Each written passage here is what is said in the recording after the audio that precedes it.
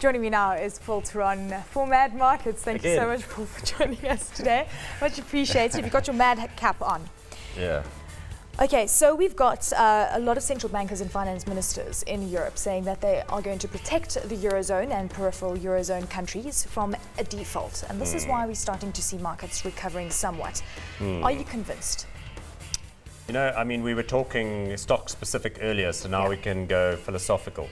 I mean, Eurozone, 20 years ago, this project really started gathering steam, and the concept of it was France and Germany trying to kind of engineer an economic union in order to prevent economic and other related tensions boiling over into any kind of repeat of the disasters of the 20th century with regard to European wars.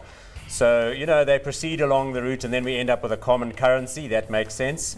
Everybody is experiencing economic prosperity after the end of the millennia. So things are looking good and everybody's getting used to good times with regard to expanding social benefits. The critical issue is that European sovereign debt is all issued in euros, and all of the banks and financials can accept it for good collateral and so on.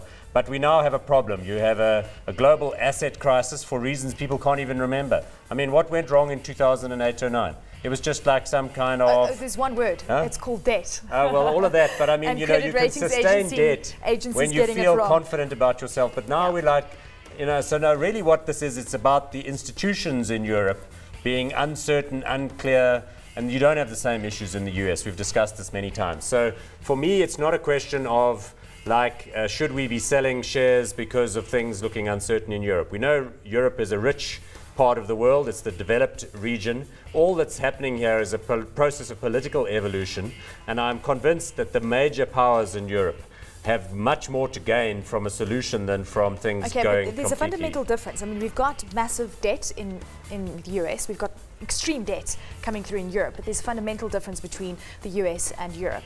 The US can inflate its way out of the debt and also increase the debt ceiling, and also yes, but we don't see inflation being an issue anywhere. Europe cannot.